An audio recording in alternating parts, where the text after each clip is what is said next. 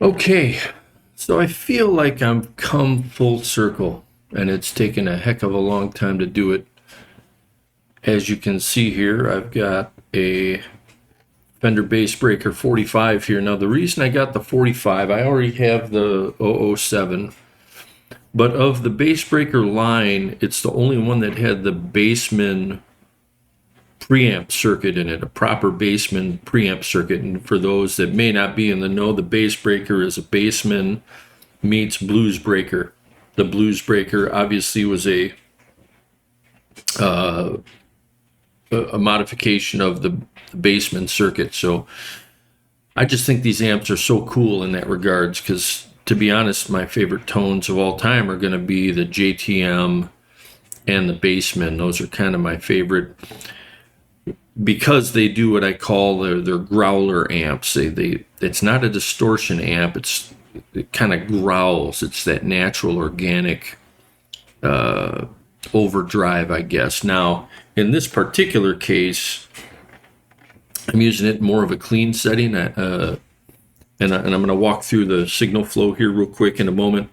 But now that I've got the Two Notes Torpedo Captor 8, I feel like I've come full circle. I can use normal amps again rather than little amps. I've had a lot of fun with the little amps. I've actually had some fun with the modelers, very specifically the Nano Cortex back there, but it's not the same. I would call them different. I would definitely say I'd prefer to have a live amp, but even if I could turn it up here, it would be ridiculous to turn up a 45 watt amp in a home setting. So having said that, here we are with the Bassbreaker, and I'm going to go over my settings here in a moment. And actually below, I've also got my old school JC120 down there. I think that's either 1984 or 1985. So that thing might make a couple might make a couple of appearances here in videos soon. So if you look at the settings I've got here, and I got to make sure my camera's following what I'm doing here. So normal channel, I'm not even up to 2. The output, I had it running at 45 watts. However, in messing with it, it just sounds better. All of the EQ and the output sound better at around 2 o'clock. And I've never been a fan of presence. It's very rare that I use the presence. So there you go. Basic settings. Going into the Two Notes. This amp has made me decide I do not like the analog IR in there or the speaker sim. So I have that turned off, and I'll tell you what I got going here once we get a little further down the signal chain. Before the amp, I just have my fuzz. I got my Tim, mainly just using the fuzz. The fuzz sounds great with the Bassbreaker 45. I am going into, can you see what I'm running at wattage wise right now? This amp is rated to run at 120 volts. Right now I'm getting about 116 volts, which is just fine by me. Into the SSL6, but I'm sending the signal out the Q send directly into the HX effects. And since I turned the speaker sim off on the Two Notes, I'm using an IR from Amalgam Audio. It's a 412 Marshall cabinet that I discovered while I was using the Nano Cortex. So worked out very nice. I have a couple hidden. One thing you can do with HX effects that I think is real nice, some of the stuff can be hidden. So I have, is my camera already dying on me? My effects loop, as well as the volume pedal, I just have hidden right now. It's not something I necessarily need. All right, now I'm connected again. So I'm going into the 6-switch looper, Adriatic delay, which is a DM2 type of delay, into the dynamic bloom reverb, and I'm running those in parallel. And then at the end, I have the retro reel, and it's just on stock settings right now. I just have all this dialed in. And let's not forget, in the effects loop, I've got the Zoya with my semi-generative patch. Now, once it comes out of that, it's coming back into SSL6, into the stereo channel, and then the output of the 6 is going through the bus compressor with a very light bit of compression into the Neve 88M, and then into the OBS software with a couple plugins. But I don't want to get too far into stuff, but I just really want to kind of celebrate being able to play into a normal size amp for the first time in 30 years, maybe. I don't know. I'm trying to remember the last time I owned a normal size amp. Was probably 2003, 2004, so 20 years, something like that. I haven't had a normal size amp. I've had all home size amps, but in this case, I feel pretty good about running this thing. So I'm gonna mute this and have a jam.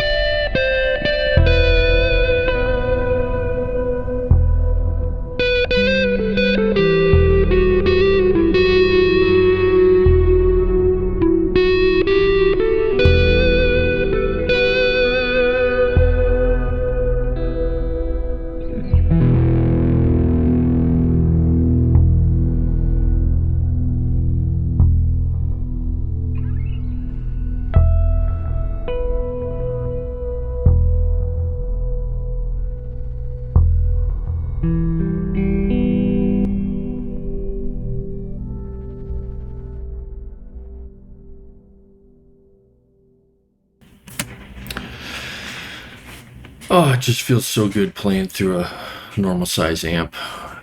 You know, one of my justifications or goals with this amp was to make it the last amp I ever purchase.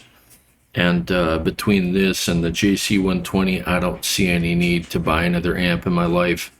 You know, the two notes, you know, running at whatever that's running at, 20, 30 watts, is doing a very nice job of what I think represents that kind of tone that amp's made to make.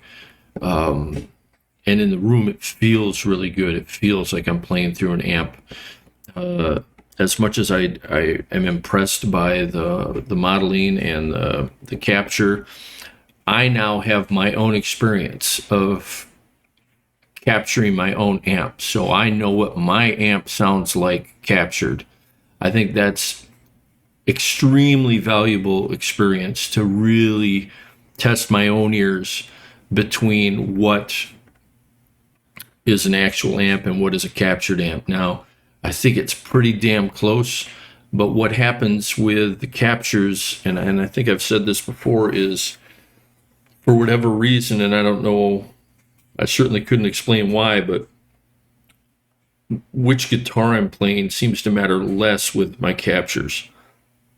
It just doesn't seem to matter which guitar I'm playing. The exception maybe being a semi-hollow, or excuse me, my hollow body over there.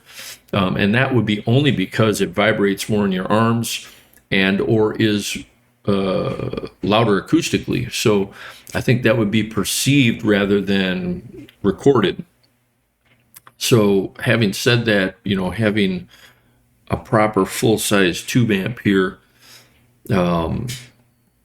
running through a good IR. I love the Amalgam Audio IRs, and there may be better ones out there. I don't have a lot of experience with IRs, but adding the IR into the HX Effects was the last little tidbit, I think, and I think this recording will reflect that. Now, I did have to dial back the output, so hopefully I wasn't overloading the Neve. Hopefully there's no clipping, but in any case, that's part of the process. It's just dialing it in. So really, let's hope this recording turned out really good, because I just want to celebrate the fact that I've finally returned to a normal-sized amp. I'm not necessarily a tube or solid-state guy. I've used both my whole life, but there is something that remains that for whatever reason is missing with captures. And again, I know from my own experience, rather than trying to tell from other people's recordings, I know in my room with a capture of my own amp that the live amp still, there's just more there. I'm not even going to go so far to say it sounds better. There's just more there when you're sending an amp through a reactive load box. So right now, that's my flavor of the day, for lack of a better word. So definitely more to come. I still need to do a video where I really do talk about my entire workflow here, because it's really come together now. But I'm not quite there yet. I'm still dialing in, but I'm getting real close. So stay tuned.